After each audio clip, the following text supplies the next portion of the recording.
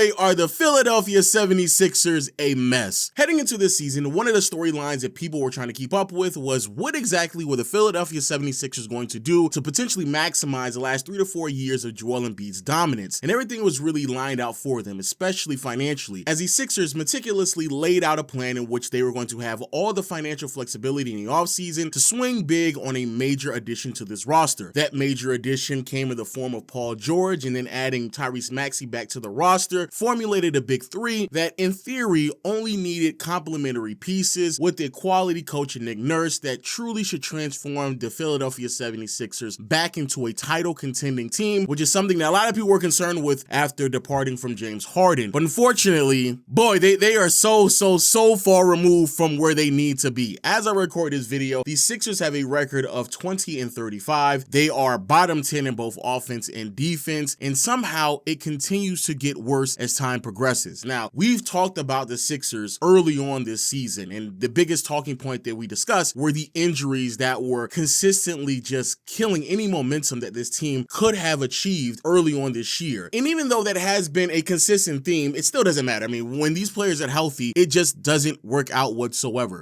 Maxey, though in some capacity is having a slight regression from what we saw out of him last year in his breakout season, is still producing at a very respectable rate: 27 points, 6 assists, 3.5 rebounds with 2 steals. The shooting splits is what really have taken a hit, shooting sub 45% from the field, sub 35% from behind the arc, and 87% from the free throw line. However, once he started to play games, you could still see his impact, but unfortunately, it just wasn't enough, in large part due to the lack of impactful players that were surrounding him. Oddly enough, losing their rookie in Jared McCain, which you could very well argue has probably been the second biggest loss to this team all season long, with a torn meniscus early on in the year, has really derailed a lot of the chemistry that could be built between these two players in the backcourt, because I do believe McCain is going to be a focal point for this team moving forward. So that certainly hurt them. And then also some of the other players on the roster, they're not the greatest, supporting cast members. They really went hard on the big three, and everybody else had to kind of just fall in line. And because of the big three not necessarily performing to certain standards, again, it doesn't really matter if Maxey is performing at this level, which again is very respectable. The impact just isn't there. And as I alluded to before, their big three just isn't being the big three, and it's because of the other two pieces. First, you have Paul George, where, I'm being very diplomatic here. I'm trying to be professional, if you will, but let's just call it a spade a spade. Bro, PG, my goodness, this is bad, brother. This is bad. Paul George, so far this season, you are averaging 16 points, 5 rebounds, 4 assists, while shooting 43% from the field, 36% from behind the arc, and 82% from the free throw line. Let's stop for a second and understand how we got here. This is the same Paul George that last year had ongoing contract negotiations with his former team with the Los Angeles Clippers that were really stalling out because the Clippers, and it seems rightfully so, were hesitant to give him the amount of money that he was searching for. They came to some type of agreement, but unfortunately Kawhi signed his deal, and PG then felt as if like he was being undervalued, right? He felt as if like, for whatever reason, I don't know why, him and Kawhi were somehow valued the same for that franchise, and he believed that he was supposed to receive a similar contract. The Clippers, rightfully so, hesitated and decided not to do so, and due to their hesitation, these disputes carried over into the offseason, in which, for whatever reason, PG believed he had even more negotiation power and demanded more from the Clippers, not just financially, but also in terms of how the contract was going to be structured, because he wanted a no trade clause. Of course, the Clippers then said no. He then got on his podcast and spoke about all of this and how unfair it was that the Clippers didn't really see his value, which is blowing my mind, just for him to then sign a max contract with the Sixers and put up these numbers. Mind-blowing to me. Not only because if you are the Sixers, especially if you're a fan of Philly, you're certainly pissed because you just spent the last 3 or 4 years complaining about Tobias Harris and his lack of production in contrast to how much he gets paid, just for you to turn around and pay someone even more money with higher expectations just for him to produce basically the same thing that Tobias Harris is now doing out in Detroit, but somehow less than what Tobias Harris was doing last year while making less money. That is crazy. Be very mindful, due to the fact that Joel Embiid has missed so many games, PG is still taking a respectable amount of shots every single game. He is still dominating the ball a respectable amount of time. He is still effectively a second option in the NBA. It just don't look the same because he's having a hard time getting separation from his defender, getting to the basket, so he's settling for a bunch of jump shots, very tough ones, and he's just not making them whatsoever. It has been, I believe, a month since we've seen Paul George post up 20 points. In the last 15 games, he's only averaging 13. PG is a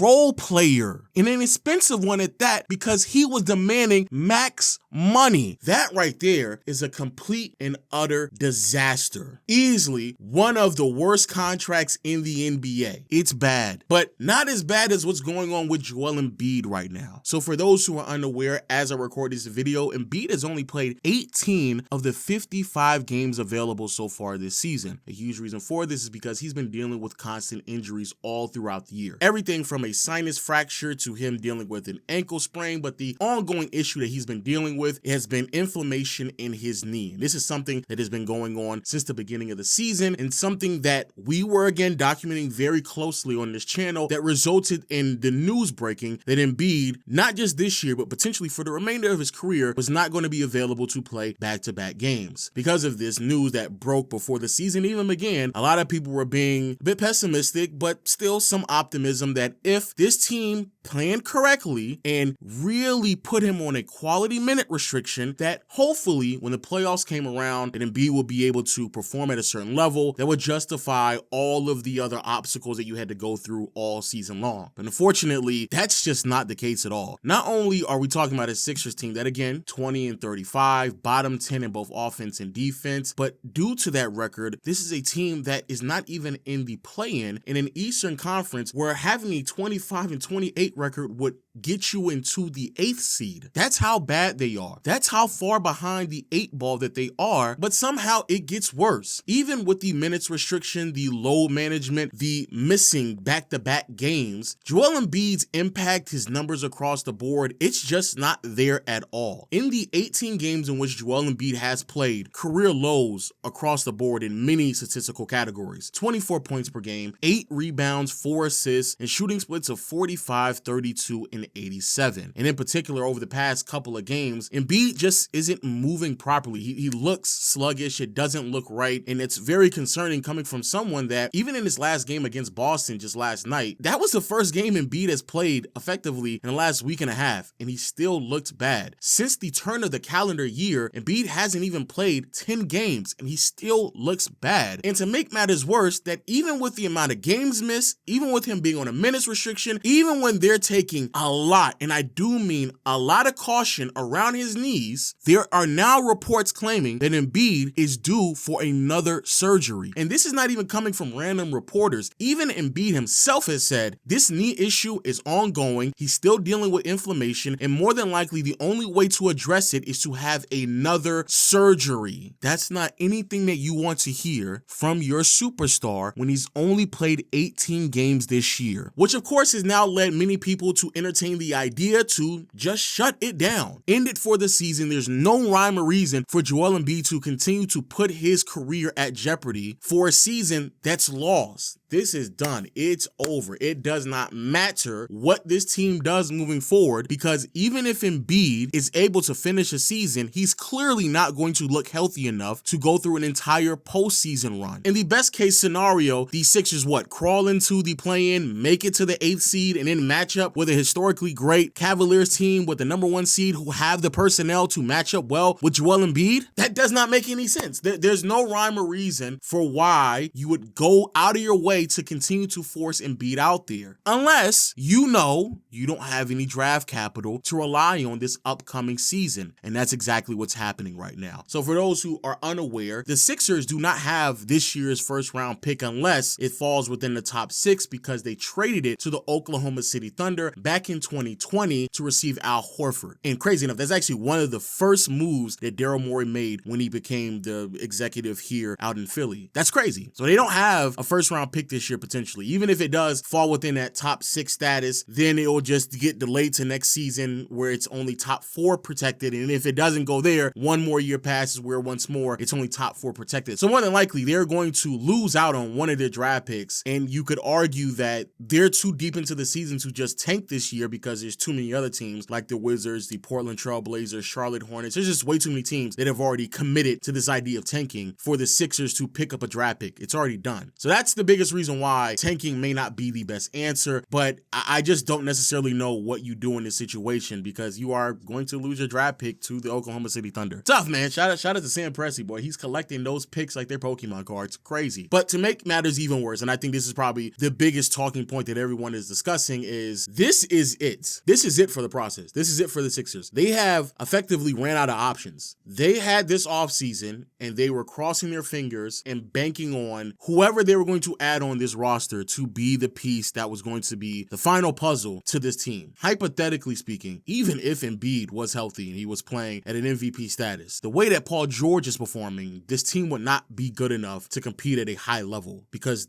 PG just isn't that good right now. And of course, with PG being 34, as time progresses, he's going to get worse. And Embiid, who is 30, I've just never met a 7-footer who's been dealing with injuries all throughout his career. It's a very extensive list of injuries. I've never met anyone at 7 feet tall who's dealt with injuries before they even entered the NBA who got better with their injuries or dealing with them beyond the age of 30. So more than likely, Embiid is also going to get worse. But the theory is that this team was going to be put in a position to where they were going to have enough firepower to make sure that Embiid, when he doesn't play these games, in particular the back-to-backs, that they were going to be able to weather the storm. But the addition that they received is someone who even himself was reported before the season began might not be able to play back-to-backs. But right now, even when Paul George is playing, regardless if it's back-to-back, 2 nights off, whole all-star break off, don't really matter. PG is just embarrassingly bad right now. And so it just feels like we're going down this inevitable path of the process officially being over. I've been personally waiting until the day in which Embiid is no longer on this roster, but even with him being on the team, the Sixers have ran out of options. They've run their course. This season is a loss. You have to just hope that the draft pick doesn't fall within the top 6 so they can get something of value. But even then, you would very well argue they should just trade the pick away because you're in a situation where Embiid, you have to maximize these years. Hoping that another rookie kind of just pops out and produces at the level of Jared McCain is highly unlikely. Very, very unlikely. And the rest of the roster is Eric Gordon, Kyle Lowry, Andre Drummond, Kelly Oubre. Like, these players are not valuable enough to even flip them to get something in return that can continue to add to their roster. They're